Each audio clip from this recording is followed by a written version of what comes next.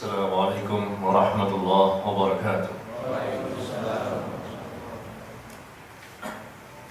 Innal hamdalillah nahmaduhu wa nasta'inuhu wa nastaghfiruh wa na'udzu billahi min shururi anfusina wa min sayyiati a'malina. May yahdihillahu fala mudilla lahu wa may yudlil fala hadiya lahu. أشهد أن لا إله إلا الله وحده لا شريك له وأشهد أن محمدا عبده ورسوله صلى الله عليه وعلى آله وسلم أما بعد. Kalimat syukur dan pujian kita ucapkan, kita sampaikan kepada Allah Tabaraka wa Ta'ala di pagi hari yang cerah ini, masih untuk kesekian kalinya diberikan nikmat kepada kita semua. Nikmat yang berasal dari Allah, nikmat yang tidak bisa kita hitung banyaknya, nikmat yang sudah sewajarnya kita sebagai hambanya untuk mensyukurinya. Dari nikmat iman, nikmat Islam, nikmat hidayah, nikmat sunnah, dapat mengetahui bagaimana cara beragama yang benar. Kita diberikan nikmat oleh Allah setelah memahami agama, diberikan taufik, diberikan kekuatan dan kemampuan untuk melakukan berbagai macam ketaatan, dan kita berharap apa yang telah kita lakukan selama ini tercatat di sisi Allah sebagai amal saleh, amal yang Allah berikan ganjaran, Allah berikan pahala, dan semakin menjadikan kita dicintai oleh Allah Subhanahu wa Ta'ala. Ikhwan dan akhwat, Bapak Ibu sekalian rahimakumullah, pada pagi hari ini kita akan membahas suatu tema yang sangat penting untuk setiap muslim dan muslimah, yaitu tentang sudahkah engkau mendapatkan surga dunia? Sudahkah engkau mendapatkan surga dunia? Barangkali di antara kita terkesan aneh, karena yang kita tahu selama ini surga itu di akhirat. Dan sepakat semua kaum muslimin, surga itu di akhirat, yang penuh dengan kenikmatan, penuh dengan sesuatu yang tidak pernah kita lihat dengan mata, tidak pernah didengar dengan telinga, tidak pernah diangan-angankan oleh hati kita. Penuh dengan nikmat yang luar biasa, yang tidak kita temukan di dunia ini. Dan itulah tujuan akhir kita. Semua kaum muslimin sangat menginginkan masuk ke dalam surganya Allah. Dan masuknya kita ke dalam surganya Allah berkat rahmat Allah, kasih sayang Allah kepada kita semuanya.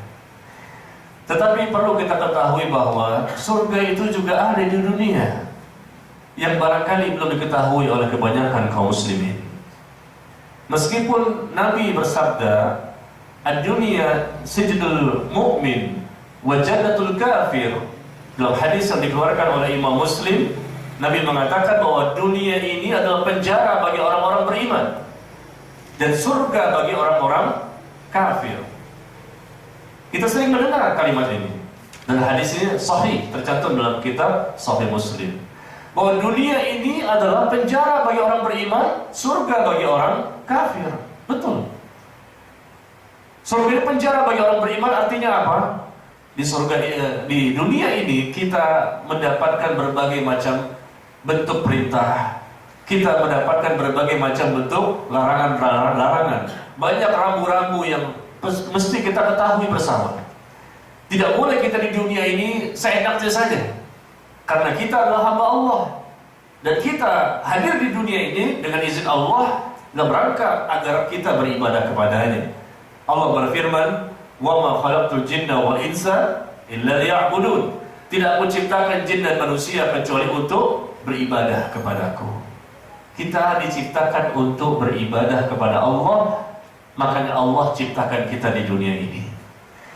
Jadi dunia ini bagaikan penjara bagi orang beriman, karena banyak hal yang tidak boleh dia lakukan, dan banyak hal yang wajib untuk mereka kerjakan. Tetapi bagi orang kafir kafir, dunia ini seperti surga. Apapun yang mereka inginkan, mereka bebas, tanpa ada yang melarang, seolah-olah seperti itu. Tanpa ada rasa bersalah. Apapun yang mereka inginkan, mereka bisa lakukan, tanpa adanya memperhatikan bagaimana perintah Allah, bagaimana larangan Allah dan Rasulnya, dan seterusnya. Tetapi hakikatnya surga yang diraih, yang dimiliki oleh orang-orang kafir, bukanlah surga yang sejati yang mereka dapatkan di dunia. Yang kita inginkan surga yang hakiki, yang sejati. Dan itu tidak dimiliki oleh orang kafir selama mereka di dunia, apalagi nanti di akhirat. Karena surga yang sebenarnya itu bukanlah identik dengan harta, dengan kesehatan, dengan luasnya rezeki, dengan bebasnya untuk melakukan apa saja yang mereka inginkan. Bukan itu maksudnya surga dunia yang sejati. Kita sering berdoa ya, dengan doa yang sangat sering kita lantunkan, dan kaum muslimin yang lain pun sering membacanya. Rabbana atina fid dunya hasanah wa fil akhirati hasanah wa qina adzabannar. Wahai Rabb kami, berikan kepada kami kebaikan di dunia, dan berikan kepada kami kebaikan di akhirat, dan jagalah kami dari siksa api neraka. Ketika Anda ditanya oleh siapapun, apa maknanya berikan kepada kami kebaikan di akhirat? Maknanya apa?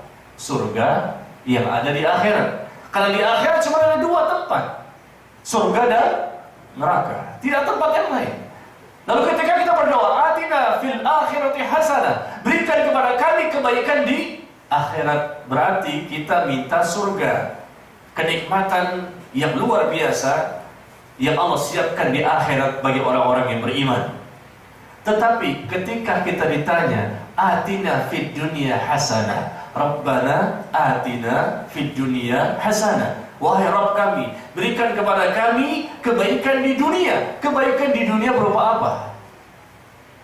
Kebaikan di dunia macam-macam, barangkali orang menyebutkan. Mungkin kesehatan, mungkin ketaatan, mungkin keikhlasan, mungkin istri yang salehah, mungkin kemudahan, mungkin harta yang berlimpah ruah.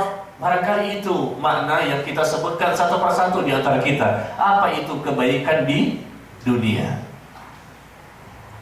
Perlu kita ketahui bahwa atina fid dunya hasanah, berikan kepada kami ya Allah kebaikan di dunia ini, yaitu kita ingin mendapatkan surga dunia. Itulah kebaikan yang tertinggi, yang terbesar, yang teratas. Ketika kita mengatakan atina fil akhirati hasanah, berikan kepada kami kebaikan di akhirat, kita mengatakan surga yang kita inginkan. Ketika kita mengatakan berikan kepada kami kebaikan di dunia, kita juga mengatakan kita ingin surga yang ada di dunia. Jadi dua-duanya Pak, surga di akhirat dan surga di dunia. Dan ini ada, dan Allah siapkan. Makanya Allah berfirman, وَلِمَنْ خَافَ مَقَامَ رَبِّهِ جَنَّتَانِ فَبِأَيِّ آلَاءِ رَبِّكُمَا تُكَذِّبَانِ. Dan bagi orang-orang yang memiliki rasa takut akan kebesaran Rabb-nya, mereka akan mendapatkan dua surga. فَبِأَيِّ آلَاءِ رَبِّكُمَا تُكَذِّبَانِ. Maka nikmat Rabb-mu yang manakah yang kamu dustakan? Allah berfirman di surah Ar-Rahman tadi ayat ke-46, bahwa bagi orang yang memiliki rasa takut kepada Allah dengan rasa takut yang benar, mereka akan mendapatkan dua surga. Surga di akhirat dan surga di dunia. Makanya Syekhul Islam Ibnu Taimiyah rahimahullah mengatakan, inna fid dunya jannatun man lam yadkhulha lam yadkhul jannatal akhirah. Sesungguhnya di dunia ini ada surga, kata beliau. Dan barang siapa yang tidak masuk ke dalam surga yang ada di dunia, maka dia pun tidak akan masuk surga yang ada di akhirat. Anda ingin masuk surga di akhirat? Semuanya ingin. Tetapi kata beliau bahwa seseorang yang ingin masuk ke dalam surga di akhirat, syaratnya adalah dia harus masuk dulu surga yang ada di dunia. Ini barangkali jarang kita dengarkan. Padahal penjelasan para ulama banyak masalah ini. Sampai-sampai Ibnu Taimiyah rahimahullah mengatakan tadi, inna fid dunya jannatun. Sesungguhnya di dunia ini ada surga. Ada surga di dunia ini. Barang siapa yang tidak masuk dalam surga yang ada di dunia, maka dia pun tidak akan masuk dalam surga yang ada di akhirat. Surga dunia berupa apa? Sehingga kita wajib untuk memasukinya, bukan sunnah, wajib untuk memasukinya sebagai syarat untuk mendapatkan surga di akhirat. Karena semuanya kita tidak ingin masuk ke dalam neraka. Na'udzubillah. Semuanya kita ingin terhindar dari nerakanya Allah. Semuanya kita ingin masuk ke dalam surga, mendapatkan keselamatan, kebahagiaan dari Allah Tabaraka wa Ta'ala. Nah, ternyata surga dunia itu adalah yang merupakan kebaikan tertinggi, terbesar dan teratas bagi orang beriman. Dan itulah kebahagiaan yang hakiki dan surga yang hakiki di dunia, yaitu cintanya Allah kepada seorang hamba. Cintanya Allah kepada seorang hamba berarti hamba itu mendapatkan surga dunia. Kita beribadah dari kita kecil sampai kita mati. Tujuannya untuk apa? Tujuannya agar kita mendapatkan cinta Allah, agar kita mendapatkan surga dunia yang menjadi syarat untuk mendapatkan surga di akhirat. Maka di sini coba lihat, barangkali ikhwan dan akhwat memiliki fotokopian yang telah dibagikan. Ini insya Allah lebih memudahkan kita memahami tema yang kita bahas.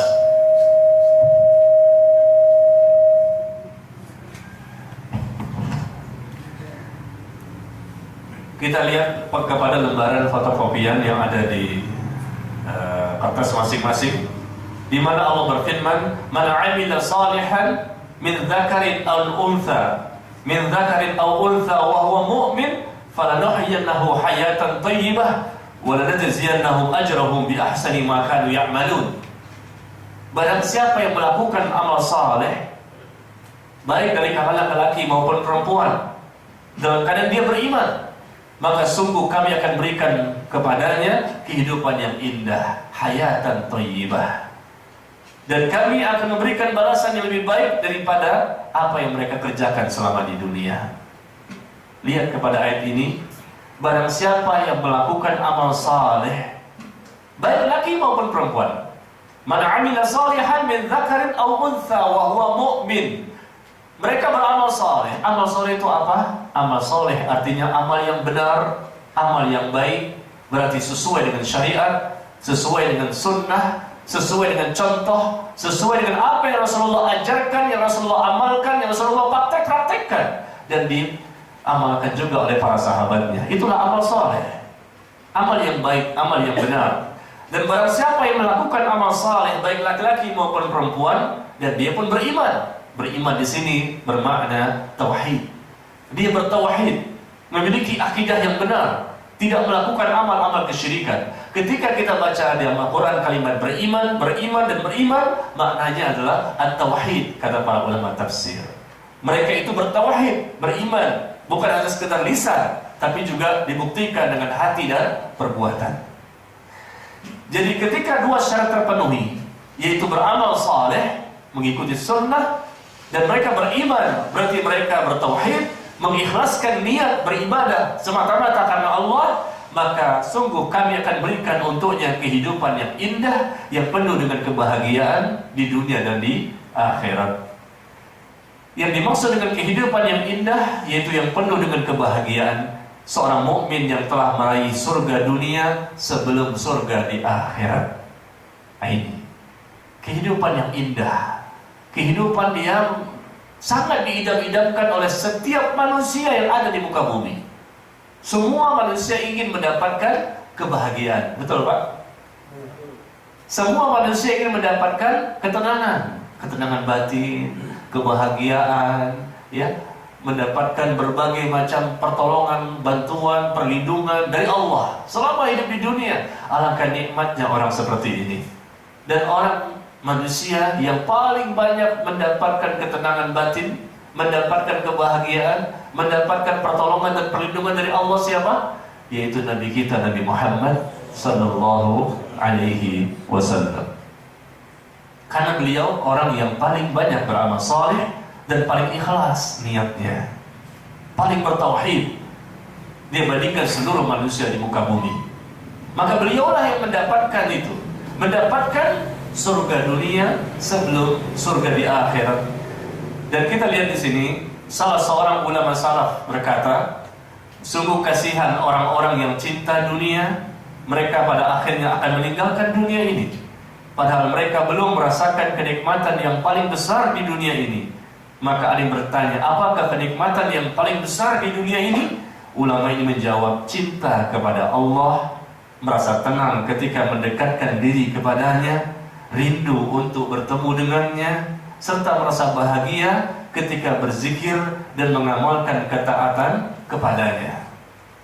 Subhanallah, inilah surga dunia, cintanya Allah kepada seorang hamba. Kalau kita mengaku mengklaim saya pun mencintai Allah, itu kata kita, itu pernyataan kita bahwa kita mencintai Allah. Tetapi apakah Allah mencintai kita? Yang terpenting adalah bukan pengakuan kita, bukan klaim kita, tapi yang terpenting adalah apakah Allah juga mencintai kita. Kalau Allah mencintai kita, baru kita dikatakan mendapatkan surga dunia. Kalau sekedar pernyataan bahwa kita mencintai Allah, belum. Kita mencintai Allah, kita belum tahu apakah cinta kita kepada Allah itu diterima atau ditolak. Karena Allah melihat pembuktian-pembuktian dari apa yang kita lakukan selama kita di dunia ini. Orang yang mendapatkan cinta Allah bukanlah orang sembarangan. Seseorang yang mendapatkan cinta dari Allah Subhanahu wa ta'ala adalah orang-orang pilihan, orang-orang yang pasti dia memiliki kelebihan, memiliki keistimewaan, memiliki keutamaan, karena dia adalah orang yang berilmu, karena dia orang yang beriman, karena dia memiliki kedekatan yang semakin dekat kepada Allah, sehingga Allah pun mencintainya. Kemudian kita lihat ternyata dalam Al-Quran Allah sebutkan salah seorang Nabi dan Rasul yang mana Allah katakan bahwa Allah mencintainya, yaitu Nabi Musa alaihissalam.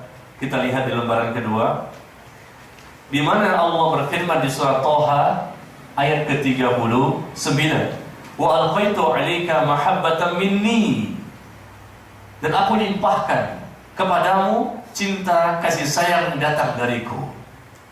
Subhanallah. Kalimat ini sebetulnya kalimat yang ditujukan kepada Nabi Musa. Tapi kita ingin juga mendapatkan kalimat ini. Alangkah senangnya kita, alangkah bahagianya kita kalau Allah juga mengucapkan kalimat ini kepada kita semuanya. Wa alqaitu 'alaika mahabbatan minni, dan aku melimpahkan kepadamu cinta dan kasih sayang yang datang dariku. Bapak-bapak mau Pak mendapatkan kalimat seperti ini? Allah sebutkan kepada kita. Memang kita tidak mendengar, memang kita tidak mendapatkan wahyu, karena wahyu sudah tidak ada lagi. Meskipun nama orang namanya wahyu, tapi tetap saja dia tidak mendapatkan wahyu. Tapi kita ingin Allah di sisinya mengucapkan kalimat ini kepada kita. Wa alqaitu 'alaika mahabbatan minni, dan aku telah melimpahkan kepadamu cinta kasih sayang yang datang dariku.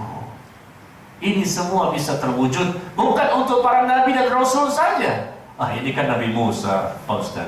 Ini kan Rasulullah. Saya siapa? Saya kan orang biasa.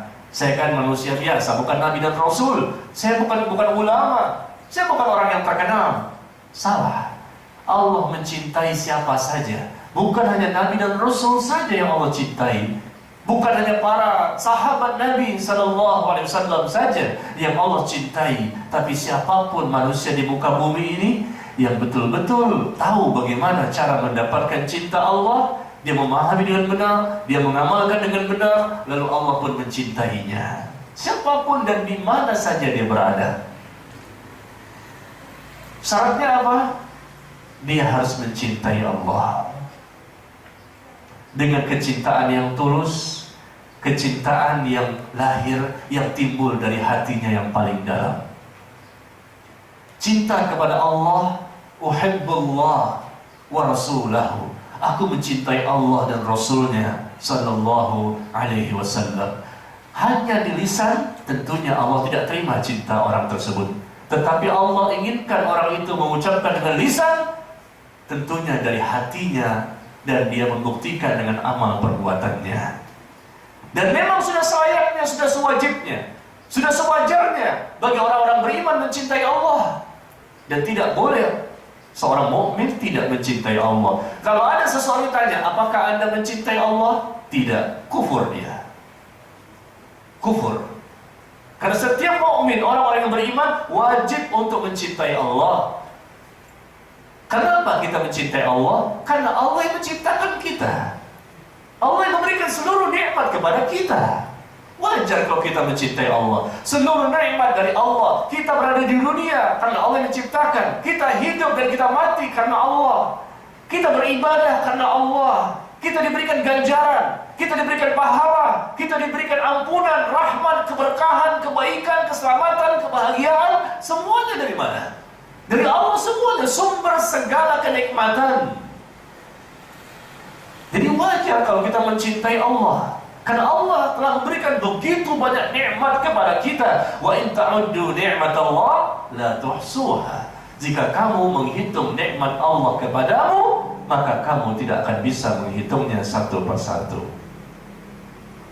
Dan Allah sebutkan itu di bagian lembaran kedua paling bawah. Allah sebutkan walladzina amanu asyaddu hubban lillah. Dan adapun orang-orang yang beriman amat sangat cintanya kepada Allah. Ini orang beriman. Coba kita tes, kita cek, kita evaluasi. Apa betul kita ini orang yang beriman? Beriman arti bertauhid, memiliki akidah yang benar, selalu ikhlas, mengikhlaskan dirinya untuk Allah. Dan orang yang beriman, kata Allah, amat sangat besar. Masya Allah. Asyaddu, amat sangat besar cintanya kepada Allah, yang merupakan kecintaan yang terbesar, tertinggi dan teratas dibandingkan cinta kepada apapun. Kita boleh mencintai istri, boleh mencintai suami, boleh mencintai anak-anak kita, ya. Kita mencintai hal-hal sifatnya duniawi, tidak masalah. Allah tidak melarang kita untuk mencintai sesuatu yang kita senangi. Tetapi kecintaan yang tertinggi, yang terbesar, yang teratas, yang kita persembahkan kepada Allah dan Rasul, itu harus kita prioritaskan. Kalau kita letakkan kecintaan kepada Allah dan Rasul, ternyata ada di bawah. Lebih besar cinta kita kepada pasangan hidup, lebih besar cinta kepada anak-anak, lebih besar cinta kepada yang lain, maka berarti kita tidak dianggap mencintai Allah, dan Allah pun tidak akan mencintai kita, sehingga surga dunia pun tidak kita dapatkan. Kalau surga dunia tidak dapatkan, maka na'udzubillah, surga di akhirat pun lepas.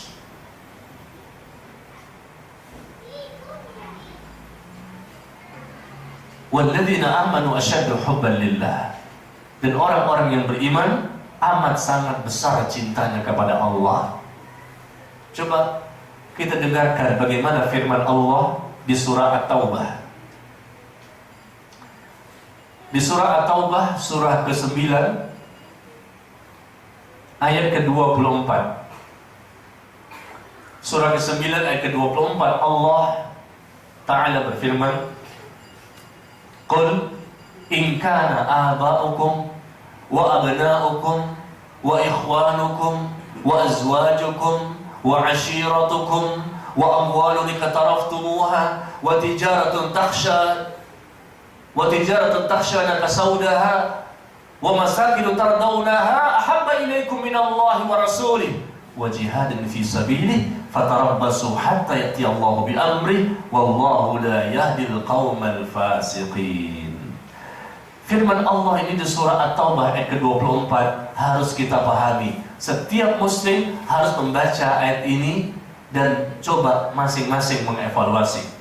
Apa kata Allah? Qul, katakan Muhammad kepada mereka sallallahu alaihi wasallam, jika bapak-bapakmu, in kana aba'ukum wa abna'ukum, jika bapak-bapakmu, anak-anakmu, saudara-saudaramu,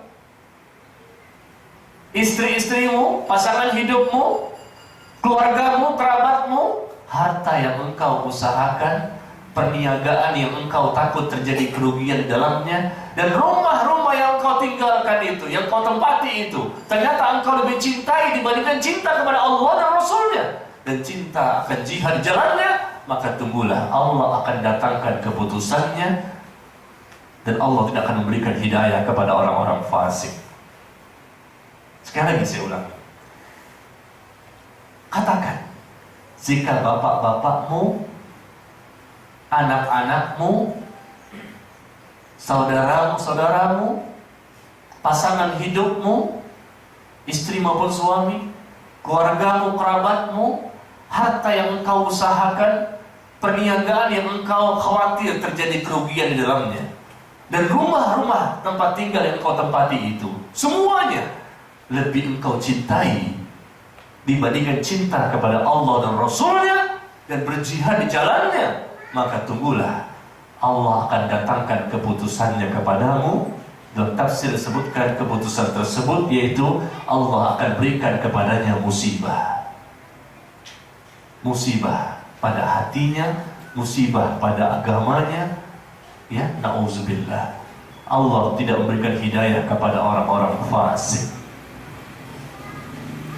Kita mengaku cinta kepada Allah, lalu cinta kepada Allah ini kita tempatkan pada posisi yang mana? Posisi paling bawah atau posisi paling atas? Kalau kita menempatkan posisi cinta kepada Allah melebihi semua kecintaan yang ada di muka bumi, maka itulah orang yang memiliki peluang yang besar untuk mendapatkan cinta Allah. Allah tidak mau dipersekutukan dalam cinta. Ada syirik dalam masalah doa, ada syirik dalam masalah niat, keinginan dan tujuan, ada syirik dalam masalah ketaatan, ada syirik dalam masalah rasa takut, dan ada syirik dalam masalah cinta. Syirkul mahabbah, syirik dalam masalah cinta. Allah tidak mau dipersekutukan dalam masalah cinta. Cinta yang terbesar, teratas dan tertinggi Allah inginkan hanya kepadanya saja, tidak boleh diberikan kepada siapapun dari makhluknya. Ini, kalau orang bisa seperti ini, baru Allah akan mencintainya. Kalau Allah mencintainya, dia mendapatkan surga dunia. Seseorang yang mendapatkan surga dunia demi Allah, dia akan hidupnya tenang, batinnya tenang. Dia akan selalu mendapatkan perlindungan dan penjagaan dari Allah. Allah mencintainya, Allah melindunginya, Allah menjaganya. Karena dia adalah orang yang Allah cintai, dia mendapatkan surga dunia. Meskipun dia miskin, tapi dia termasuk orang yang mendapatkan surga dunia. Karena surga dunia Allah berikan, Allah tanamkan cintanya Allah kepada seorang hamba. Bukanlah Allah melihat kepada fisiknya seseorang, kepada hartanya seseorang, tidak. Tetapi Allah memberikan surga dunia, yaitu cintanya Allah kepada seseorang, sehingga dia mendapatkan ketenangan, kenyamanan, mendapatkan ketentraman batinnya, dan dia mendapatkan lezatnya ibadah, manisnya ibadah, dan nyamannya ibadah ketika mereka melakukan ibadah kepadanya, dan dia mendapatkan kekhusyuan. Ini orang yang mendapatkan surga dunia. Penjagaan dari Allah jelas dia akan dapatkan. Allah jaga hatinya. Ini berarti Allah mencintai orang tersebut. Allah jaga hatinya, Allah jaga agamanya, Allah jaga matanya, pendengarannya, Allah jaga agamanya, Allah jaga keturunannya, Allah jaga hartanya, Allah jaga keluarganya. Semuanya Allah jaga. Allah jaga dia dari syubhat, Allah jaga dari dirinya dari syubhat yang akan menyesatkan, dan Allah akan jaga dirinya dari syahwat yang akan menghancurkan. Indah ya? Indah sekali orang yang mendapatkan cinta Allah, dia mendapatkan surga dunia. Meskipun dia sakit-sakitan, mungkin sakit nggak sembuh-sembuh, mungkin dia orang yang miskin, hartanya nggak banyak, rumah juga kontrak, kendaraan tidak ada sama sekali, tapi ketahuilah, dialah orang yang paling kaya di muka bumi. Dia orang yang paling kaya di muka bumi. Kenapa?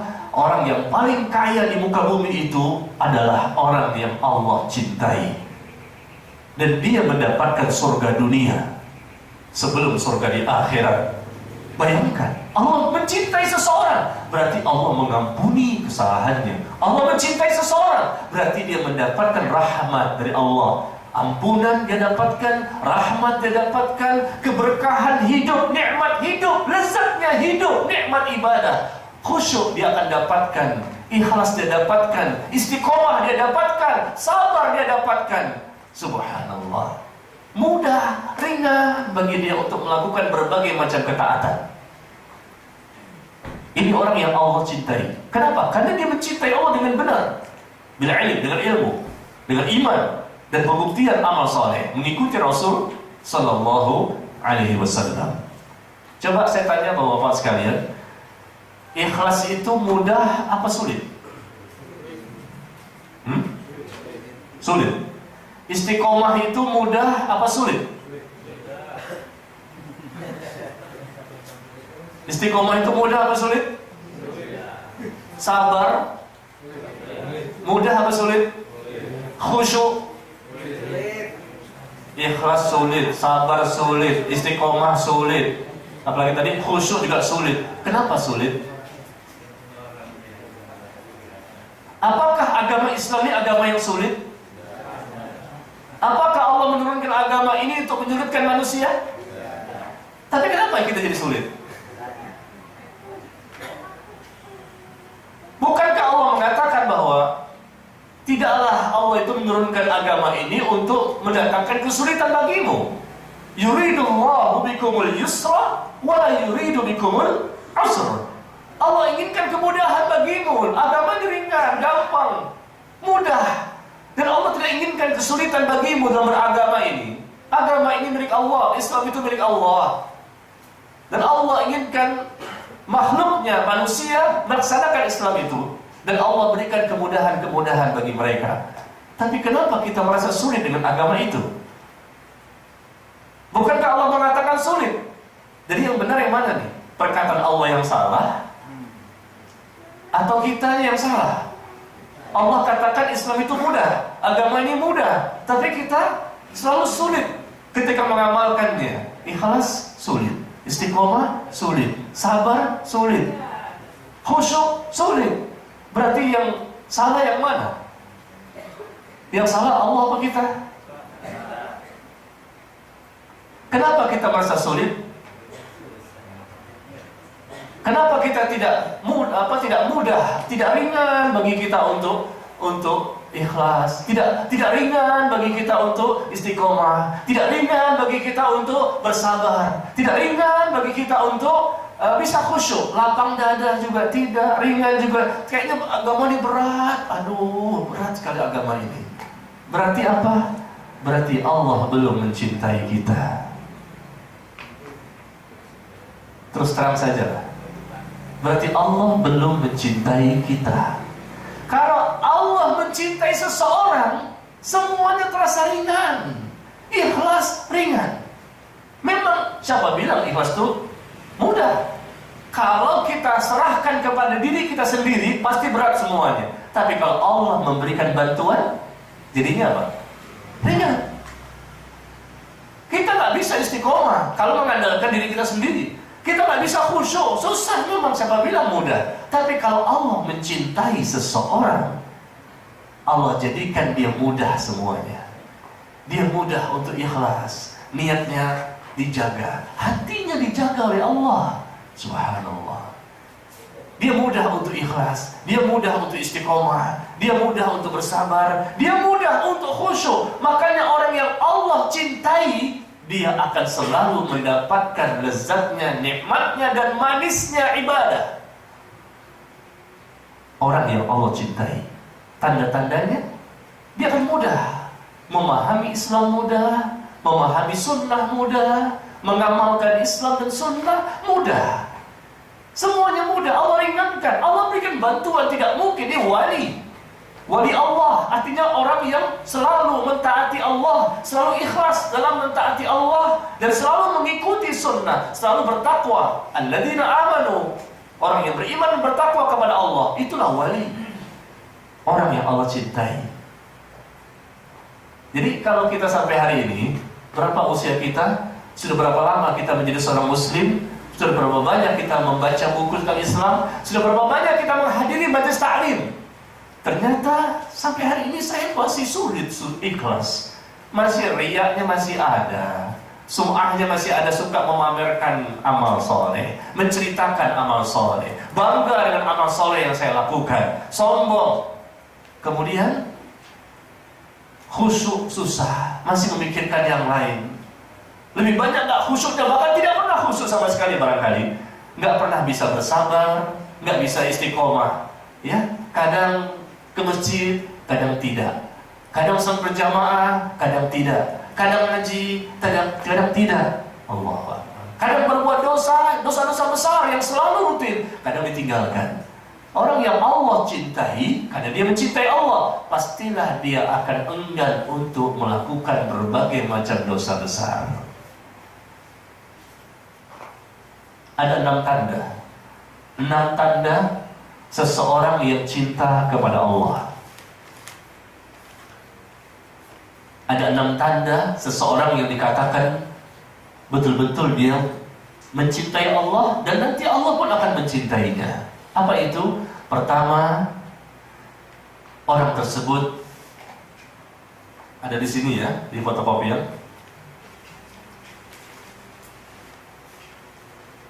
Halaman ketiga.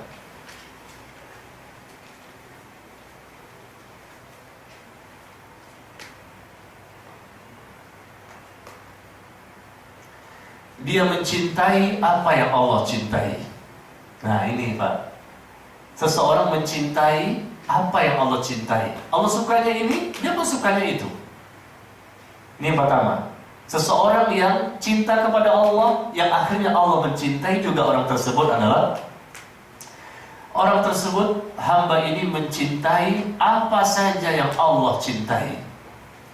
Yang kedua, orang tersebut membenci apa saja yang Allah benci. Ini kedua. Ini harus ada pada diri kita semuanya. Semua muslim harus ada pada dirinya. Pertama, mencintai apa saja yang Allah cintai. Yang kedua, membenci apa saja yang Allah benci.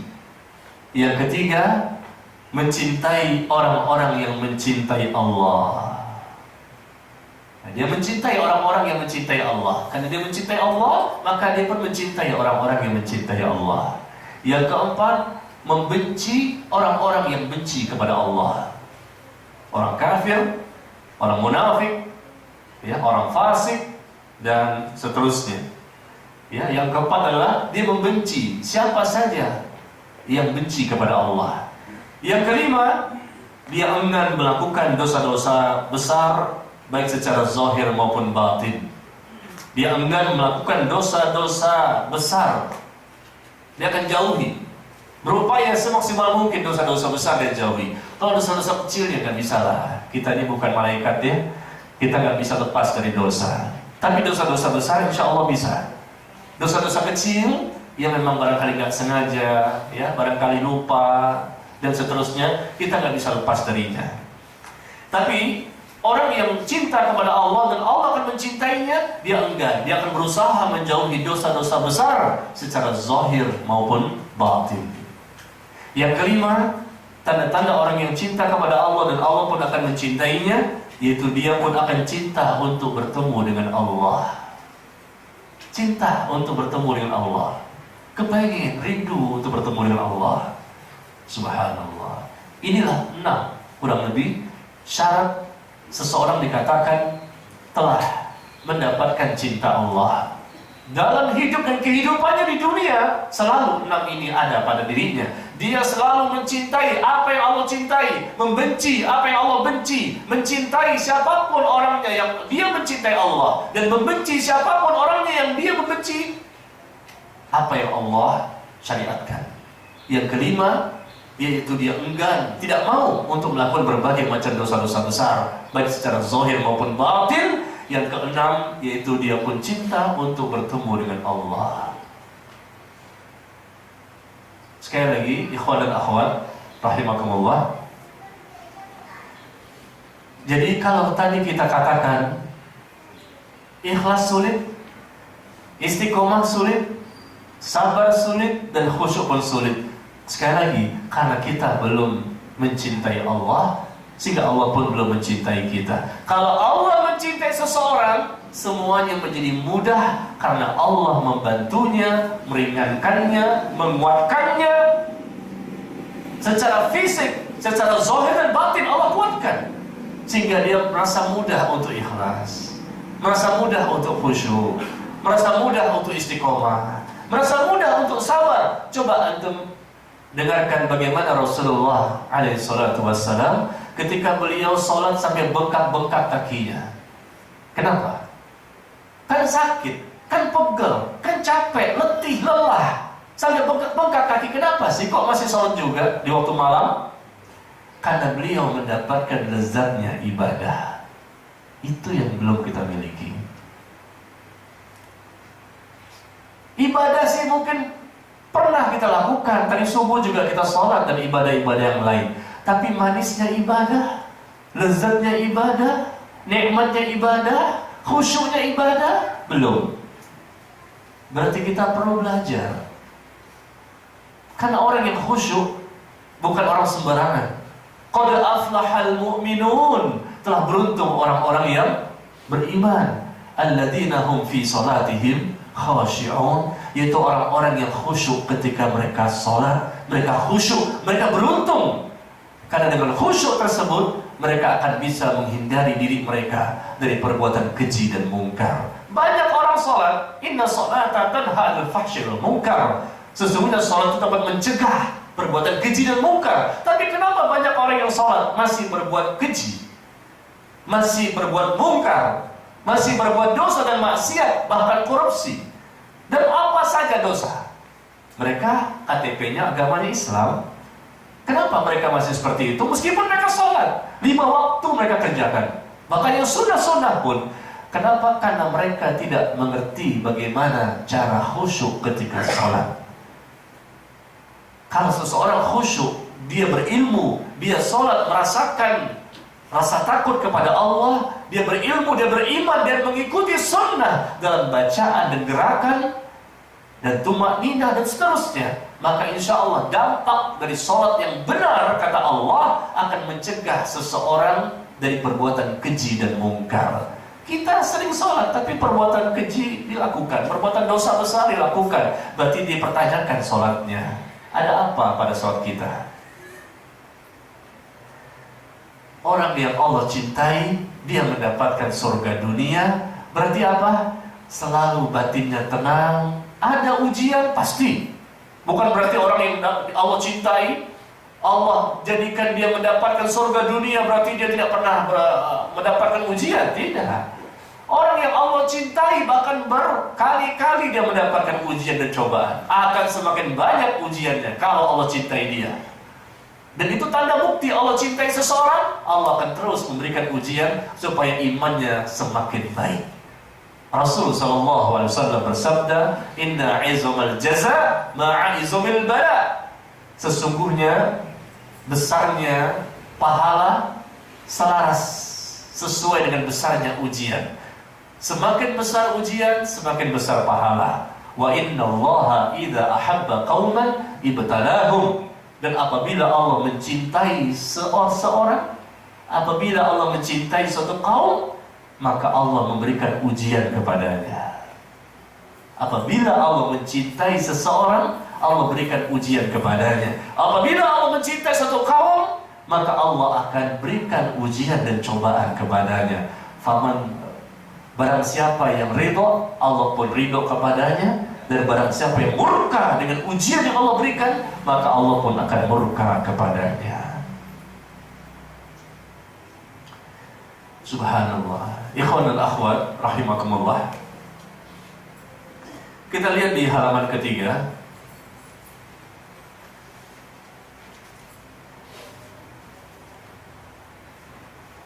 Ada firman Allah di sini di surah Al-Ahzab ayat yang keempat.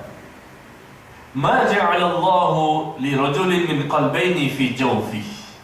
Allah sekali-kali tidak menjadikan bagi seseorang dua buah hati dalam rongganya. Dua hati dalam rongganya. Setiap kita ini hanya memiliki satu hati. Ma ja'alallahu li rajulin min qalbayni fi jawfihi. Allah tidak menjadikan bagi seseorang itu dua hati dalam satu rongganya. Semua kita memiliki satu hati. Hati ini tempatnya cinta. Dan cinta itu kita berikan kepada siapa? Cinta kepada Allah dan Rasulullah sallallahu alaihi wasallam. Lihat perkataan Abdullah bin Mas'ud di lembaran ke halaman ketiga. Jika hati seseorang diisi dengan cinta kepada Allah, maka Allah akan lepas cintanya kepada selain Allah. Hati itu diisi dengan cinta kepada Allah, lepas cinta kepada selain Allah. Tapi kalau hati diisi dengan cinta kepada selain Allah, maka cinta kepada Allah pun akan lepas. Coba hati kita ini diisi apa selama ini? Siapa yang selalu berada di hati kita? Abu Bakar As-Siddiq radhiyallahu an, beliau pernah berdoa, Allahumma ja'al akhirah fi qalbi. Ya Allah, jadikan akhirat berada di hatiku, waj'al dunya fi aidi, dan jadikan dunia berada di tanganku. Sekali lagi, Abu Bakar As-Siddiq, seorang sahabat Nabi yang sangat Rasul cintai, tetapi beliau takut kalau hatinya lebih mencintai dunia. Sampai-sampai beliau berdoa kepada Allah, Allahumma ja'al akhirah fi qalbi, Allahumma ja'al akhirah fi qalbi, waj'al dunya fi aidi. Ya Allah, jadikanlah akhirat selalu berada di hatiku, dan jadikanlah dunia selalu berada di tanganku. Semua masalah dunia, masalah cari nafkah, masalah istri, masalah suami, masalah anak, masalah rumah, masalah apa saja, semua ada di tangan. Tidak pernah dimasukkan dalam hati. Di hati ini khusus untuk akhirat. Bisakah kita seperti itu?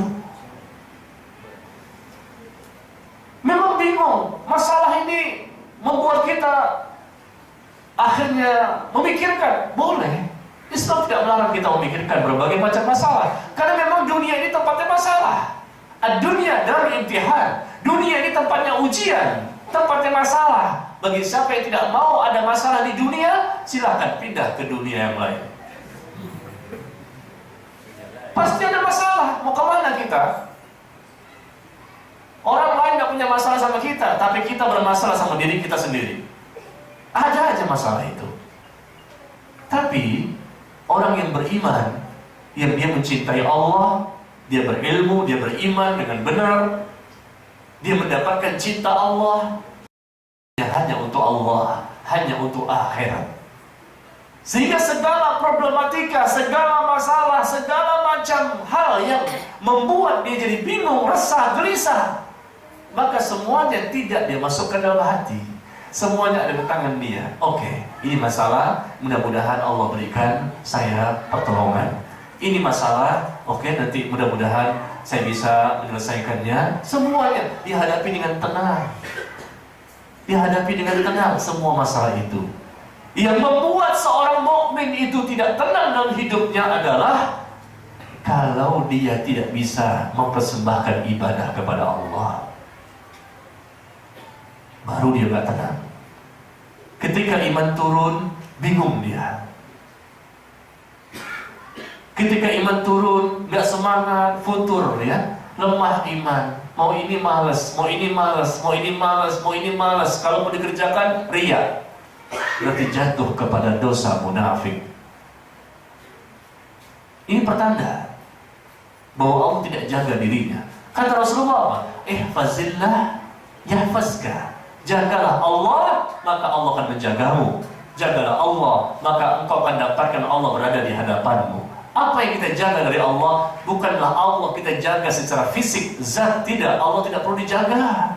Tapi Rasul mengatakan jagalah Allah, maka Allah akan menjagamu. Artinya adalah jagalah hukum-hukum Allah, jagalah batasan-batasan Allah, jagalah hak-haknya Allah, jagalah larangan-larangan Allah, jagalah perintah-perintah Allah. Nanti Allah pun akan menjagamu.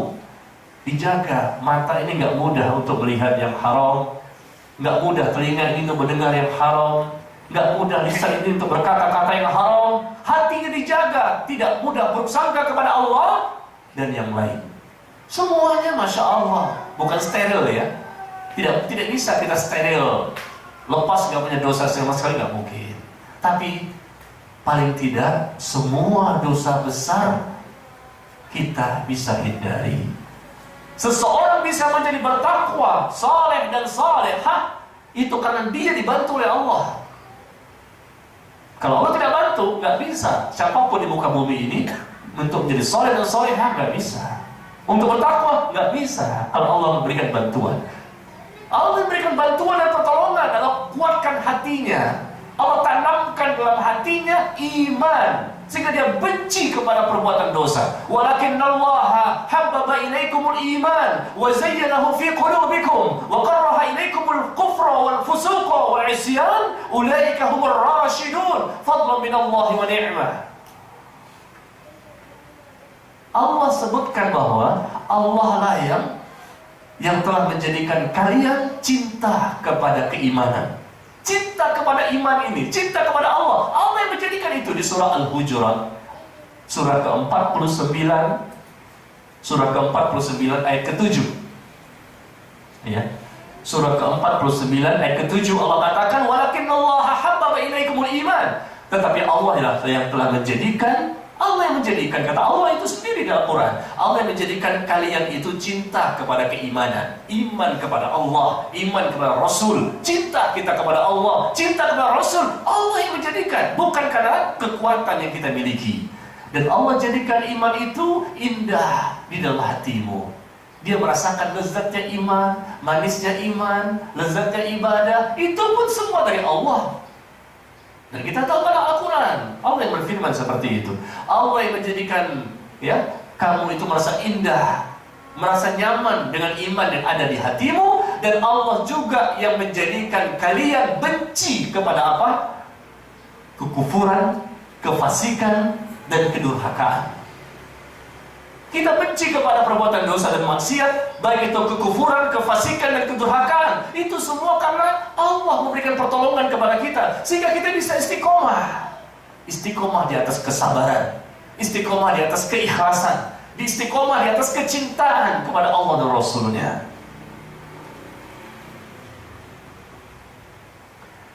Subhanallah. Masalahnya kita ini belum beramal dengan amal yang benar. Kalau tanda orang yang cinta kepada Allah dan Allah mencintainya, pastilah semuanya serba Allah, serba Allah, serba Allah. Bagaimana Allah? Kalau Allah setuju, saya setuju. Kalau Allah cinta, Allah cinta. Kalau Allah benci, saya benci. Masya Allah, benci dan cintanya karena Allah. Kata Nabi SAW, man ahabba lillah, wa abghadha lillah, wa a'ta lillah, wa mana'a lillah, faqad istaqbala al-iman. Barang siapa yang bencinya karena Allah, cintanya karena Allah, memberi karena Allah, menolak karena Allah, maka sungguh sempurna iman orang tersebut. Kita sudah sampai belum level seperti itu? Belum sampai.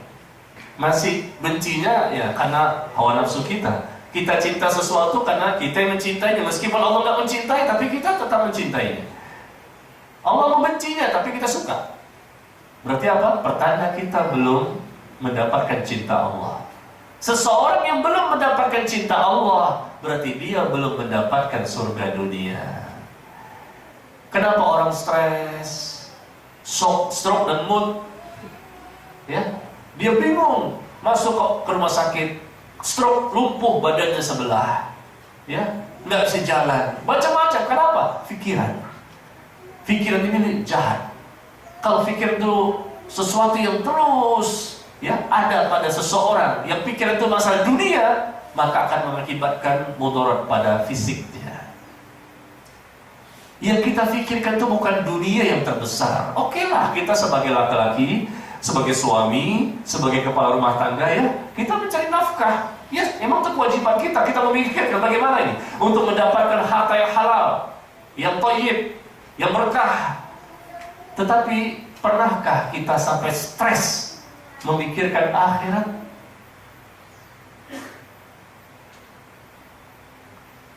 Bingung, gak bisa tidur. Kenapa? Masalah dunia di kantor. Bingung, masalah apa? Istri. Gak bisa tidur, bolak-balik. Kenapa? Masalah anak. Kenapa? Tetangga. Bingungnya berhari-hari, gak bisa tidur. Memikirkan terus, makan obat, makan ke dokter. Tapi pernahkah kita stres dan bingung, bahkan jatuh sakit ketika memikirkan masalah akhirat? Pernah? Musibah. Ya. Musibah. Kalau seseorang tidak pernah stres memikirkan akhirat, kenapa mereka tidak pernah stres memikirkan akhirat seperti para ulama-ulama kita, orang-orang soleh? Mereka sambil menangis di waktu malamnya, bingung. Di waktu siang juga bingung, selalu bingung. Kita datangi kok orang ini orang bingung. Bukan bingung dengan dunia, mereka bingung apakah mereka selamat atau tidak nanti di alam kubur. Karena yang mereka cari cintanya Allah, dan puncak nikmat yang Allah berikan pada seorang hamba di dunia, puncak nikmat adalah husnul khatimah. Kita berlomba-lomba datang taklim pada hari ini. Kita berusaha untuk meningkatkan iman dan ilmu.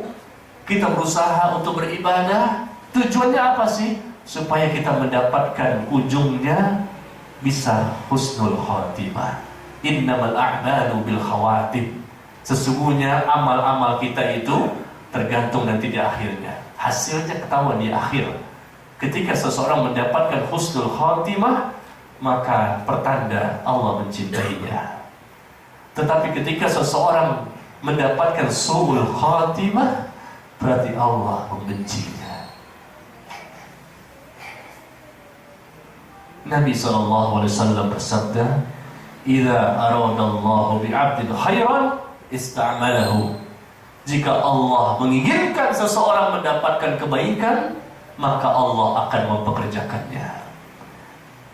Dalam hadis yang dikeluarkan oleh Imam At-Tirmidzi, Nabi mengatakan, jika Allah menginginkan seseorang mendapatkan kebaikan, maka Allah pun akan mempekerjakan hambanya itu. Qila, kaifa yasta'miluhu ya Rasulullah?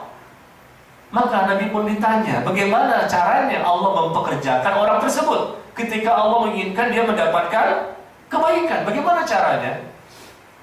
Nabi SAW bersabda, yuwaffiquhu li'amalin salih qabla al-maut.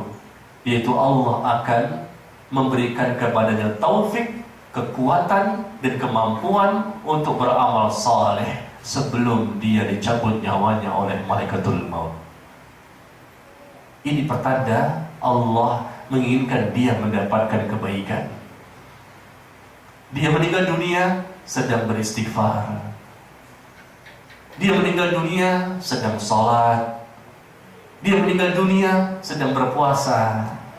Dia meninggal dunia sedang menghadiri majelis taklim seperti ini. Tiba-tiba di antara kita ada yang meninggal dunia.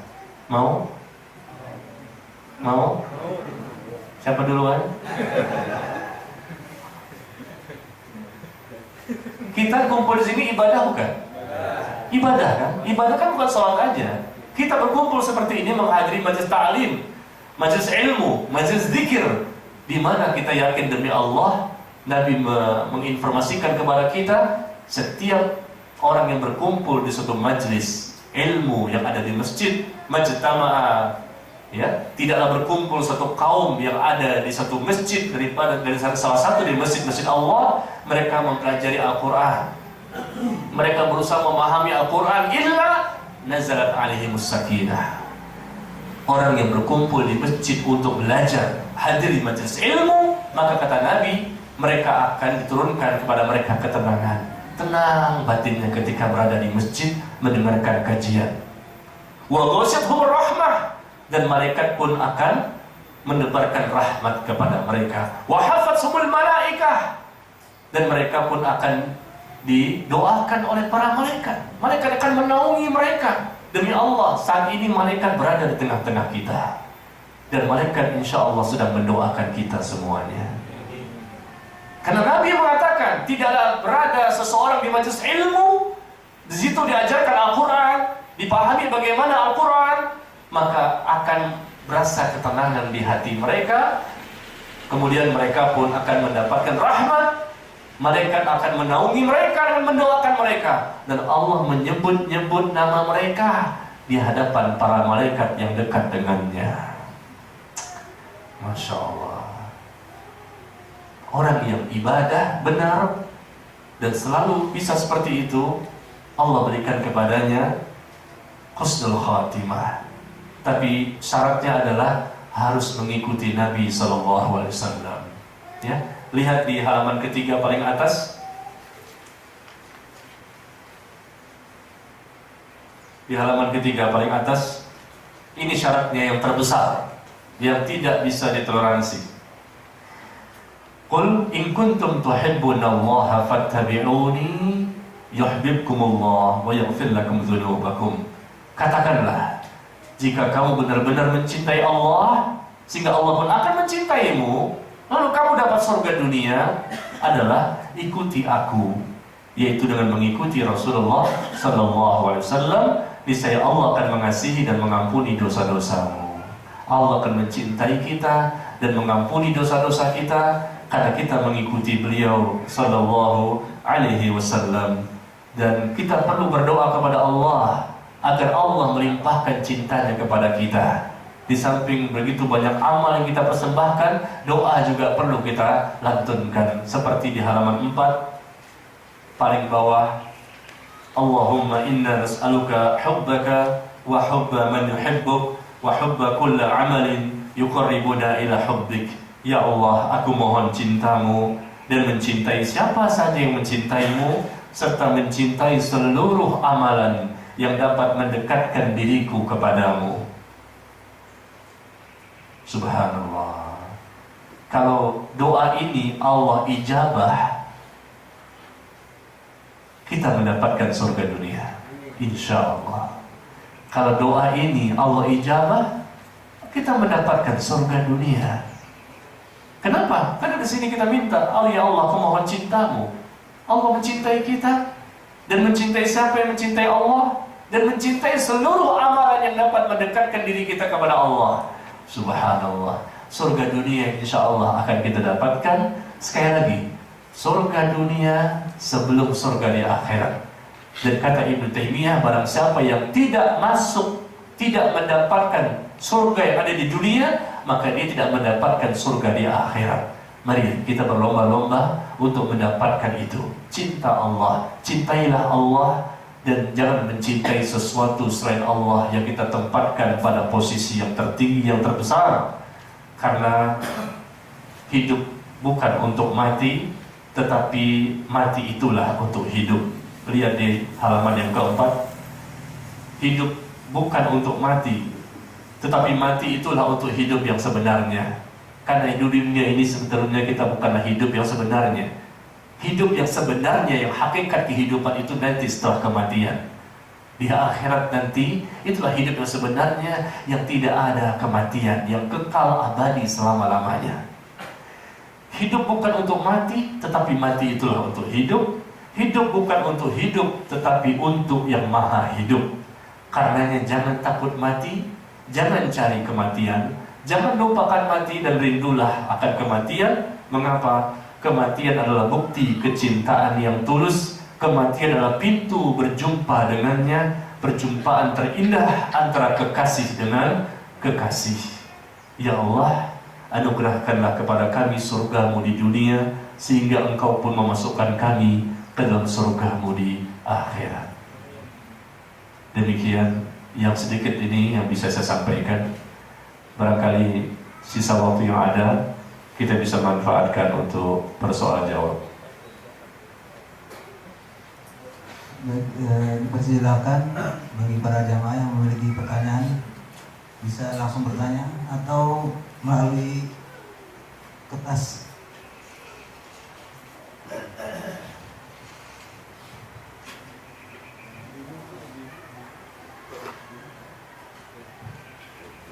Untuk ibu-ibu yang ingin bertanya, dipersilakan.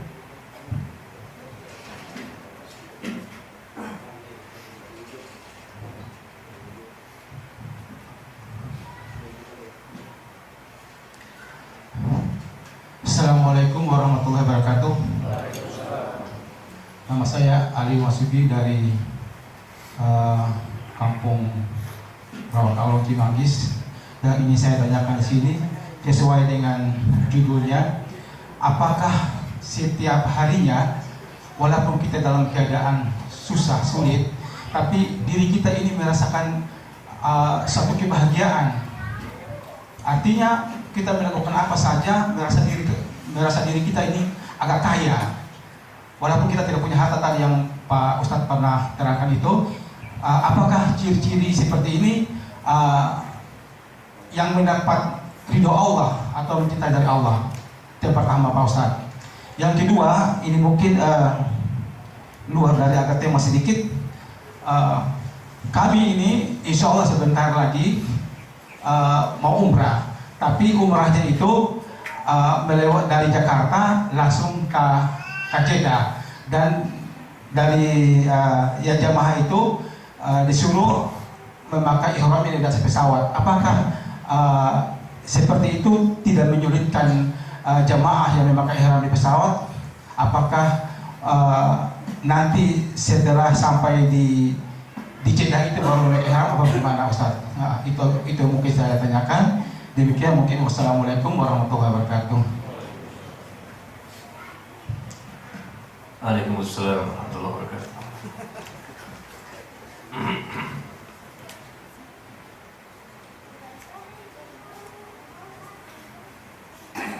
Iya, terima kasih pertanyaannya. Yang pertama tadi tentang orang-orang yang mendapatkan ujian dan cobaan, bagaimana kita menyikapinya sehingga ujian dan cobaan itu bernilai pahala. Ujian pasti ada, ya.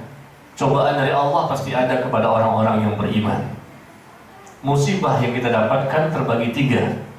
Pertama, musibah yang bernilai ujian.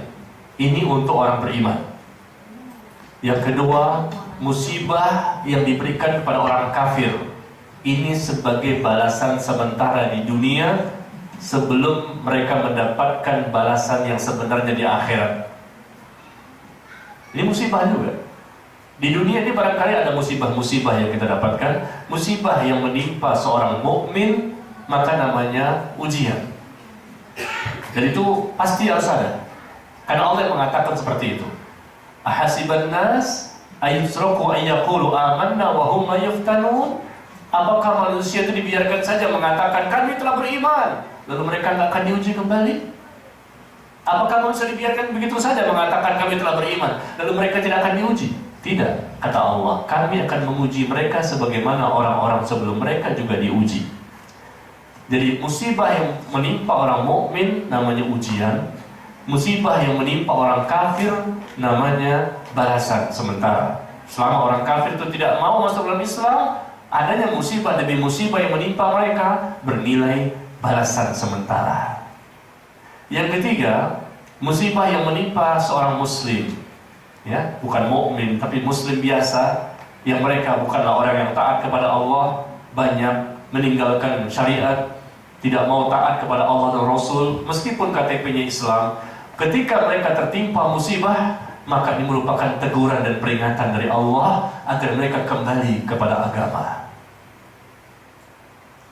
Nah, musibah dan ujian yang Allah berikan kepada orang mukmin bukanlah sesuatu yang membuat mereka menjadi gelisah yang melampaui batas. Tadi dikatakan bahwa adanya musibah dapat dihadapi dengan tenang. Kenapa? Karena dia tahu ilmunya. Dia berilmu. Dia tahu bagaimana cara menyikapi musibah agar musibah tersebut mendapatkan ridho dari Allah. Setiap musibah yang Allah berikan kepada orang beriman yang bernilai ujian, itu bukan berarti Allah murka kepada orang beriman tersebut. Bukan berarti Allah benci kepadanya. Bukan berarti Allah tidak memperhatikannya. Ya. Perlu diperhatikan, musibah yang menimpa orang mukmin berupa ujian tadi adalah tanda cintanya Allah justru kepada mereka. Di mana Nabi tadi mengatakan apa? Wa innallaha idza ahabba qauman ibtalahum. Apabila Allah mencintai seseorang, maka Allah akan berikan ujian kepadanya. Nah, orang yang bisa menyikapi ujian tersebut dengan benar sehingga hati tetap tenang, bukan berarti maaf tidak boleh gelisah. Gelisah boleh, bingung, bahkan itu ada di hadis bahwa Nabi mengatakan bahwa ada orang-orang mukmin ini yang tertimpa sesuatu, dia jadi gelisah, jadi bingung, jadi sedih, dia menangis. Itu manusiawi. Apa itu?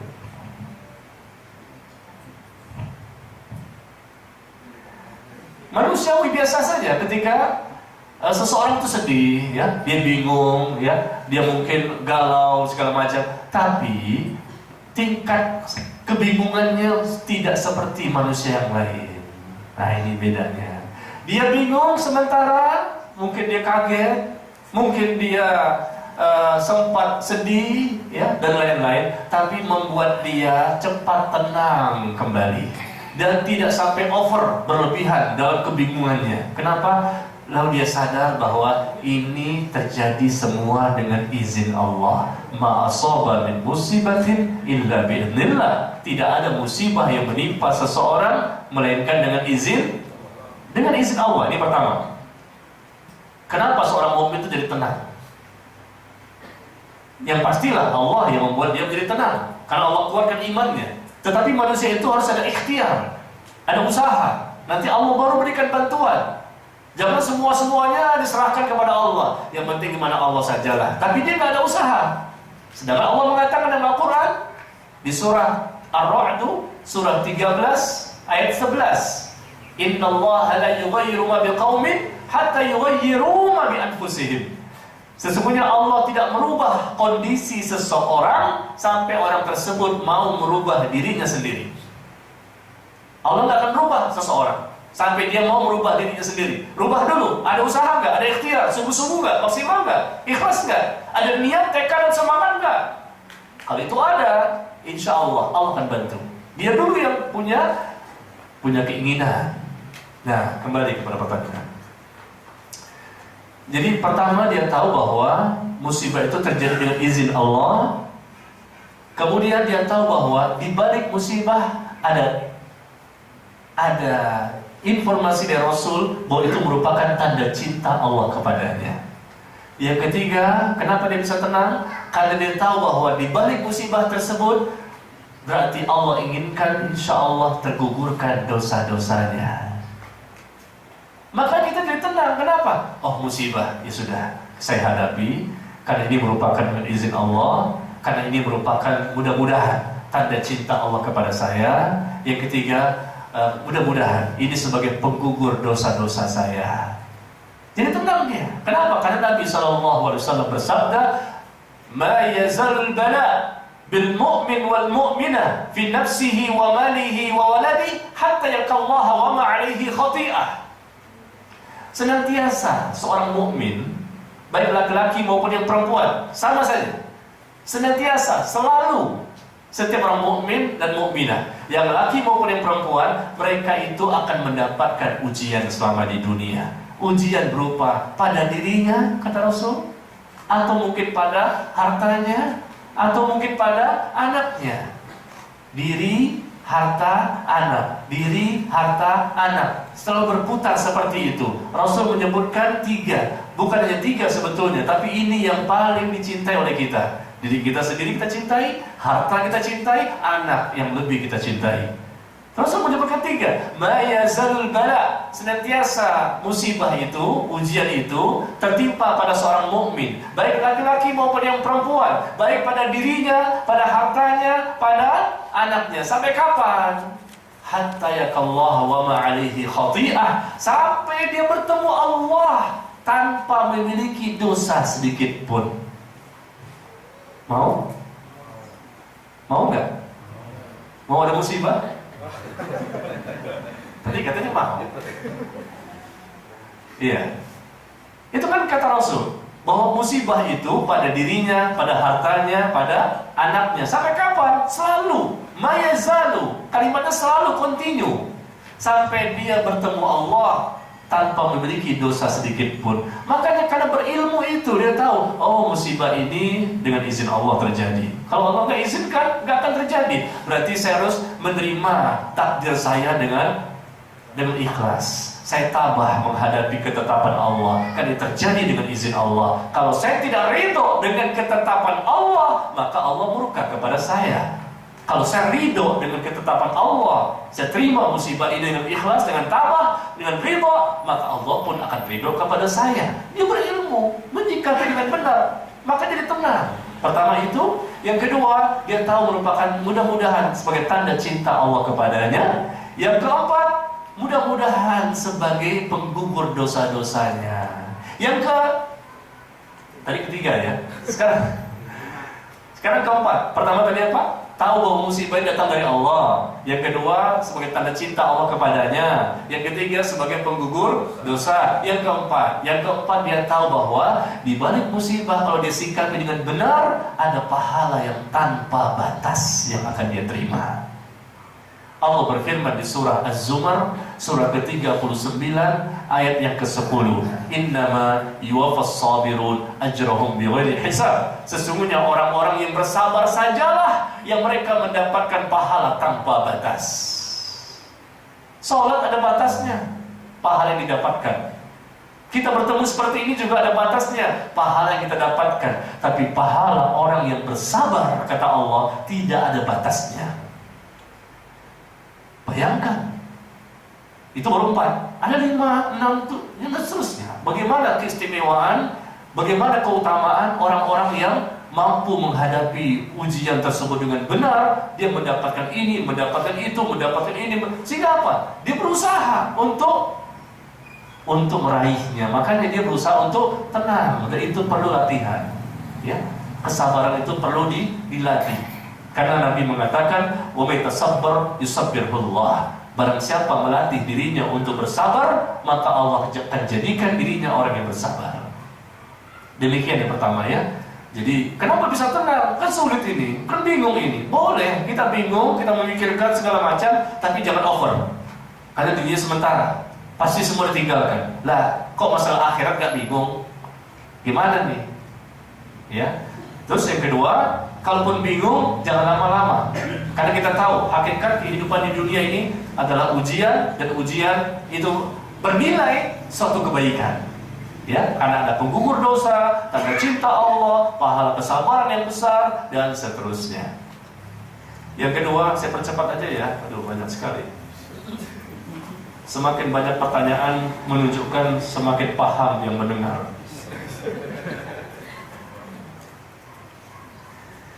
Yang kedua tadi masalah umroh ya. Mau berangkat umroh, pakai pakaian ihram di pesawat. Karena nanti pesawatnya itu akan turun di Jeddah. Ya. Kita tahu ketika, ini di luar tema gak apa-apa ya, saya jawab ya. Kita tahu bahwa ketika berangkat haji atau umroh, kita akan melalui mikot. Mikot itu batas. Ya, batas di mana pada waktu itu kita sudah harus memakai pakaian ihram dan kita pun mulai membaca kalimat talbiyah, labbaik Allahumma hajjan wa umratan. Ya, baru setelah itu nanti kita mengucapkan talbiyah, labbaik Allahumma labbaik labbaik la syarika lak labbaik innal hamda wan ni'mata laka wal mulk la syarika lak. Ini barangkali yang belum pernah haji umroh masih bingung kan? Nah, ketika kita berangkat haji atau umroh melewati miqat, batas ini, jadi anggaplah ini ya, anggaplah ini apa namanya, Ka'bah ya, Ka'bah di Mekah. Lalu ada batas lingkaran. Barang siapa yang sudah akan melewati ya, melewati lingkaran ini batasnya, maka pada waktu itu dia harus memakai ihram dan nanti mulai mengucapkan talbiyah tadi ya, labbaik Allahumma hajjan atau labbaik Allahumma umratan. Nah, itu Rasul sebutkan bagi orang yang berjalan di darat. Begitu melewati batas tadi, lingkaran ini, baik yang ada di Yaman, ada yang di Irak, ada yang di mana, pokoknya lingkaran ini batas, namanya miqat. Dan ketika seseorang melewati miqat tersebut, maka dia harus memakai pakaian ihram dan mengucapkan talbiyah tadi. Nah, ini di darat. Bagaimana kalau seandainya orang yang pakai pesawat di atas? Ketika seseorang melewati di atas, berarti sudah melewati miqat. Miqatnya di sini, dia lewat pesawatnya. Nah, berarti kata para ulama, ya, sebelum dia melewati pesawat ini melewati miqat, dia pun berarti kena juga ketentuan hendaknya sudah siap memakai pakaian ihram. Dan nanti dia berniat ihramnya di pesawat. Dan nanti akan diumumkan oleh pembimbing rombongannya bahwa sebentar lagi kita akan melewati miqat, maka siap-siap bagi laki-laki untuk memakai pakaian ihram. Dan nanti siap-siap akan diumumkan kita mengucapkan kalimat talbiyah tadi, labbaik Allahumma hajjan, niat ihram maksud saya. Jadi jangan nunggu di Jeddah baru pakai. Kenapa? Sudah lewat pesawatnya, sudah melewati batas. Ini batas, pesawat lewat, ya, berarti ini batas. Kata Rasul, ketika akan melewati batas, maka sudah memakai pakaian ihram, baik di darat maupun di laut maupun di udara. Siapapun yang melewati batas miqat, maka dia sudah harus berihram. Berarti yang benar seperti itu, Pak. Jangan nunggu di Jeddah, berarti udah lewat miqatnya. Ini di sini batasnya, ya. Jeddah ada di sini, jadi udah lewat ya. Jadi itu tidak tepat. Dan para ulama sudah mengatakan bahwa hendaknya kita memakai pakaian ihram di pesawat, dan insya Allah tidak sulit, gampang. Ya, tinggal bagaimana informasi yang akan disampaikan oleh pihak pembimbing rombongan. Dan kalau seandainya Bapak turun di Madinah, maka tidak perlu di pesawat. Ya, tapi karena turunnya di Jeddah, maka pakai ihramnya di pesawat. Atau kalau Bapak pengen pakainya di airport juga nggak apa-apa, di airport Cengkareng ya, boleh juga. Kalau memang dari sini mau pakai silakan, atau nanti pasti pesawat boleh silakan. Seperti itu. Wallahu a'lam bishawab.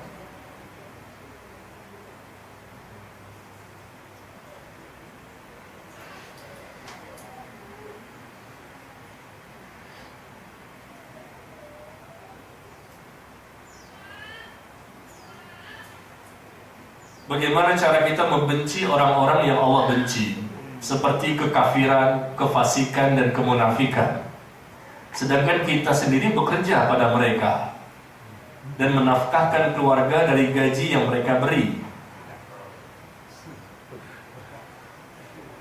Kita bekerja dengan orang kafir boleh, kita bekerja sama orang yang munafik, yang fasik boleh, selama memang pekerjaannya halal.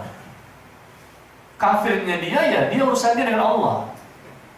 Fasiknya dia, munafik dia, urusan dia dengan Allah. Yang penting kita bekerja dengan mereka adalah pekerjaan yang memang halal, tidak menyelisihi syariat.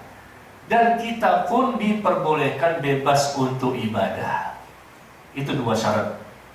Boleh kita bekerja sama orang kafir dengan syarat ya pekerjaannya halal. Yang kedua, kita diberikan kebebasan untuk beribadah. Kalau dua syarat ini tidak ada, maka kita pun mendapatkan dosa. Sama seperti orang kaum muslimin, kalau seandainya kita bekerja dengan orang yang beragama Islam, tapi ternyata pekerjaannya pekerjaan yang haram, ya sama saja, jadi jatuhnya haram juga nafkah yang kita dapatkan. Kenapa? Meskipun bos kita adalah muslim, tapi pekerjaannya pekerjaan yang terlarang dalam Islam. Ya, ada ribanya di situ, ada judinya di situ, ya, ada mengambil harta orang dan seterusnya. Jadi masalahnya bukan bos itu, pimpinan itu, pemilik itu perusahaan kafir atau muslim, nggak masalah. Yang penting adalah pekerjaannya benar atau tidak secara syariat. Selama itu halal, boleh kita bekerja di situ. Adapun dia kafir, dia munafik, dia fasik, itu urusan dia sama Allah. Pekerjaannya yang dia punya perusahaan tersebut adalah perusahaan yang tidak menyelisih syariat. Yang kedua, kita bebas beribadah.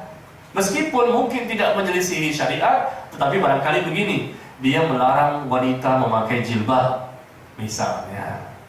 Nah, ini nggak boleh, meskipun kerjanya halal. Nggak boleh bekerja di situ, ya. Atau melarang pak laki-laki untuk sholat 5 waktu misalnya. Nah, ini nggak boleh juga, tidak boleh bekerja di situ. Artinya kita coba lakukan diskusi, dialog dengan mereka, ya, sampaikan bahwa ini kewajiban kita sebagai seorang muslim, nggak bisa kita tinggalkan, ya. Tapi kalau mereka tetap mengatakan bahwa di sini ada peraturan, Pak, kalau Anda pengen bekerja di sini maka tidak boleh memakai waktu-waktu jam kerja untuk sholat. Ya sudah, jangan tinggal di situ, jangan kerja di situ, jangan cari nafkah di situ. Bumi ini luas, kita berhijrah ke tempat yang lain, Allah akan berikan kita nafkah dari rezeki yang halal dan rezeki yang luas. Wa may yuhajir fi sabilillah yajid fil ardi murabbaman katsiran wa sa'ah. Allah berfirman di surah An-Nisa bahwa barang siapa berhijrah dari tempat yang penuh dengan kesyirikan pindah ke tempat yang penuh dengan keimanan, dengan tauhid. Dari tempat yang penuh dengan sesuatu yang menyelisih sunnah kepada tempat yang sesuai dengan sunnah. Dari tempat yang penuh dengan kemaksiatan, dia pindah ke tempat yang penuh dengan ketaatan. Dia berhijrah karena Allah. Kata Allah, barang siapa berhijrah karena Allah, yajid fil ardi murabbaman katsiran, maka niscaya akan dapatkan di muka bumi ini tempat hijrah yang luas dan rezeki yang banyak. Cuma masalahnya kembali kepada keyakinan. Kadang-kadang kita nggak yakin. Disuruh keluar dari tempat yang salah, ini penuh dengan ribanya di sini. Keluar Anda, dosa besar, dosa riba. Bahkan Allah katakan, Allah umumkan perang dengan mereka. Allah dan Rasulnya akan memerangi pelaku riba. Orang yang menolong riba, makan harta riba, penulisnya, 2 orang saksinya.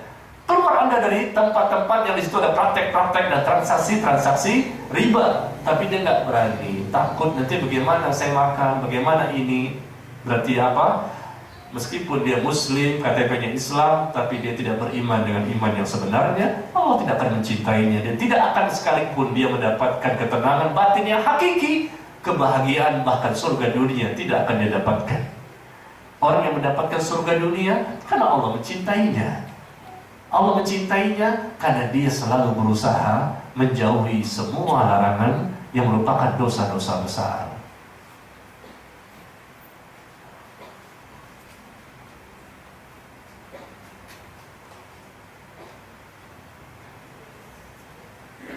Ya.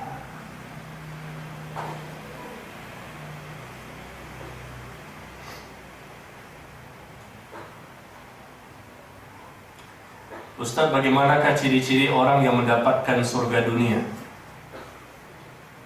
Orang-orang yang mendapatkan surga dunia berarti dia ada orang yang apa tadi? Orang yang Allah cintai. Ya. Tadi saya sudah berikan ada 6 poin. Sebetulnya itu jawabannya. Tanda-tanda orang yang mendapatkan surga dunia. Surga dunia dia dapatkan karena Allah mencintainya. Apa tanda-tandanya? Pertama apa tadi? Yaitu dia mencintai apa saja yang Allah cintai. Yang kedua, membenci apa saja yang Allah benci. Yang ketiga, mencintai siapa saja yang mencintai Allah. Yang keempat, dia membenci siapa saja yang membenci Allah. Yang kelima, dia enggan, tidak mau melakukan berbagai macam dosa-dosa besar, baik yang zahir maupun batin. Yang keenam, dia cinta untuk bertemu dengan Allah. Itulah tanda-tandanya orang yang mendapatkan ya surga dunia. Itu secara teorinya ya, 6 poin tadi. Adapun contoh-contohnya ya banyak. Kalau kita berikan contoh masing-masing poin tersebut, ya tentunya dia tahu apa yang Allah cintai. Sebagai seorang laki-laki misalnya, dia tahu bahwa Allah perintahkan sholat 5 waktu di mana? Di masjid. Dari subuh sampai isya, dia upayakan sholat di masjid, bukan di rumah. Ketika tidak ada halangan, tidak ada rintangan, tidak ada kendala, tidak ada sakit segala macam, maka wajibnya dia ke masjid. Kalau seseorang laki-laki sholat 5 waktu di masjid setiap hari, dari subuh sampai isya, ya, ini merupakan pertanda bahwa dia adalah orang yang taat kepada Allah dan Rasulnya, ya. Dan dia berusaha mengikuti cara beragama yang benar. Bagaimana Nabi SAW mengajarkan akidah yang benar, ibadah yang benar, akhlak yang benar, ya, semuanya yang menyelisihi sunnah dia tinggalkan. Itu menunjukkan bahwa Allah akan mencintai orang tersebut dan dia pun insya Allah akan mendapatkan surga dunia. Bagaimana bentuk kita mengaplikasikan cinta kepada Allah dalam kehidupan rumah tangga? Mengaplikasikan cinta kepada Allah dalam kehidupan rumah tangga, ya, contohnya adalah kita mencintai pasangan karena Allah, mencintai anak karena Allah. Itu aplikasinya. Kita ajak mereka untuk mencintai Allah. Kita ajak mereka untuk menjauhi berbagai macam larangan Allah. Itu aplikasinya di rumah tangga kita. Dan kita sampaikan kepada istri bahwa uhibbuki fillah, aku mencintaimu karena Allah. Dan istri pun menjawab, uhibbuka fillah, aku pun mencintaimu karena Allah. Ahabbaka Allah alladhi ahbabtani lahu, semoga Allah mencintaimu karena engkau telah mencintaiku karenanya. Pernah nggak ngomong seperti itu? Hah? Pernah pengen. Selama ini ngomongnya gimana? Padahal awal kita nikah, Pak, selesai akad nikah, ya, selesai resepsi, lalu masuk kamar kan? Masuk kamar dua pasangan suami istri ini ngapain? Masuk kamar disunahkan untuk sholat 2 rakaat. Selesai sholat 2 rakaat, kita sebagai suami menaruh telapak tangan kita di kening istri dengan berdoa yang Rasul ajarkan untuk berdoa, ya, Allahumma inni as'aluka khairaha, dan seterusnya. Setelah itu kita pun bicara sedikit bahwa uhibbuki fillah, aku mencintaimu karena Allah. Jika engkau semakin taat kepada Allah, maka semakin besar cintaku kepadamu. Tetapi kalau engkau semakin jauh, semakin benci kepada Allah, maka semakin jauh cintaku kepadamu. Istri juga mengatakan begitu. Aku pun uhibbuka fillah, aku pun mencintaimu karena Allah. Jika engkau, Mas, semakin cinta kepada Allah, aku pun semakin cinta kepadamu. Dan kalau engkau semakin jauh dari agama ini, aku pun semakin benci kepadamu. Pernah gak seperti itu? Kalau belum, ulang. Ulang apa ya?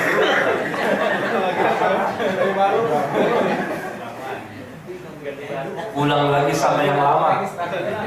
Ulang lagi sama yang lama. Jangan yang baru. Ya.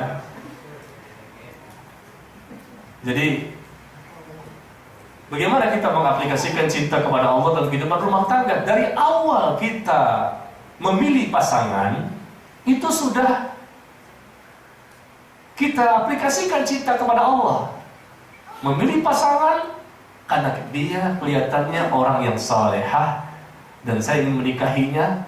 Saya memilihnya karena agama, karena kelihatannya dia orang yang baik, akhlaknya pun baik, dan saya cinta dia karena Allah. Saya suka dia karena Allah. Dari awal sudah proses pemilihan. Masya Allah. Yang wanita juga seperti itu, memilih pasangan, lihat, wah ini sepertinya ini ikhwan yang saleh. Aku menyukainya karena Allah. Mudah-mudahan aku dan dia bisa bersama-sama membina rumah tangga yang dinaungi oleh cinta kepada Allah. Subhanallah, indahnya Pak, ya, indah sekali rumah tangga yang dinaungi cinta kepada Allah. Masing-masing berlomba-lomba suami dan istri untuk mendapatkan cinta Allah. Suami membahagiakan istrinya, istri pun membahagiakan suaminya. Lalu mereka ajak, mereka didik, mereka bimbing, mereka arahkan. Mereka selalu memonitor, memperhatikan anak-anaknya, agar anak-anaknya pun mencintai Allah. Berarti dalam rumah tangga tersebut mereka jauhi semua larangan-larangan dari Allah dan Rasulnya. Dan mereka selalu berusaha menghidupkan suasana yang mengundang ridho dan rahmat dari Allah Subhanahu wa Ta'ala. Ya, jadi itulah yang ya kita coba lakukan ya. Bagaimana Rasulullah SAW bersama istrinya, beliau membina rumah tangga yang didasari oleh cinta. Kalau Pak, kita ini beragama berdasarkan cinta kepada Allah dan Rasulnya, maka kita mendapatkan nikmat, lezatnya iman, lezatnya beribadah. Kenapa selama ini tidak kita dapatkan? Selama ini kita beribadah cuma sekedar menggugurkan kewajiban. Udah sholat belum? Udah. Udah sholat belum? Udah. Udah, selesai sholat pulang. Tapi nggak ada, nikmatnya nggak ada. Betul? Betul apa benar? Ketika kita beribadah Allahu Akbar, membaca ini dan itu, khusyuk tidak kita dapatkan. Pahala kita jauh dari kesempurnaan karena sekedar menggugurkan kewajiban. Dan kita wajib memahami kenapa selama ini berarti kita jarang mempelajari Islam. Padahal kiat-kiat untuk khusyuk sudah ada teorinya dari para ulama kita. 20 kiat agar bisa khusyuk ketika sholat. Ya, baik. Yang lain sampai jam berapa kita?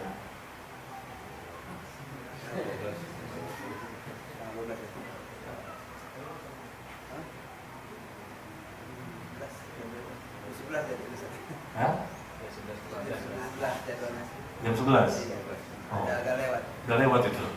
Masih banyak pertanyaan yang belum dijawab ini. Iya.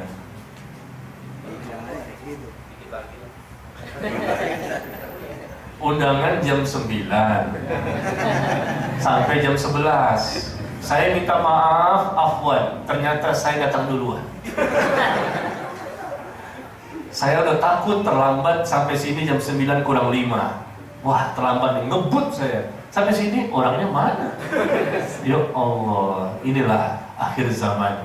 Kita ingin cinta Allah, kita ingin surga dunia, tapi kita berlambat-lambat untuk menghadiri majlis yang dimana di situ Allah mencintainya. Pertanda kita belum dicintai oleh Allah. Bagaimana surga dunia akan didapatkan?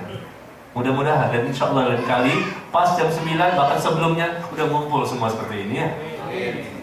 Ya, saya minta maaf karena tadi dibatasi sampai jam 11. Berarti pertanyaan yang lain tidak bisa saya jawab. Barangkali ini kewajiban panitia untuk menjawabnya. Demikian, mudah-mudahan bermanfaat ya. Semoga Allah menjadikan kita termasuk orang-orang yang mencintainya, dan kita mampu selama hidup kita mencintai Allah, mencintai Rasulullah Sallallahu Alaihi Wasallam. Ya, kita hari ini baru cerita tentang cinta Allah. Kita belum cerita tentang bagaimana, ya Rasulullah, cintakah engkau kepadaku? Apakah kita mencintai Nabi? Seseorang yang mencintai Nabi, pasti dia mencintai Allah. Seseorang yang mencintai Allah, pasti dia mencintai Nabi. Seseorang yang beribadah dengan landasan cinta kepada Allah dan cinta kepada Nabi, maka dia akan mendapatkan surga dunia. Semoga bermanfaat pertemuan kita ini, dan semoga Allah kesalahan-kesalahan kita, dan semoga kita menjadi hamba Allah yang lebih baik dari hari-hari sebelumnya. Wallahu a'lam bishawab. Subhanakallahumma wa bihamdika asyhadu an la ilaha illa anta astaghfiruka wa atubu ilaik. Wassalamualaikum warahmatullahi wabarakatuh.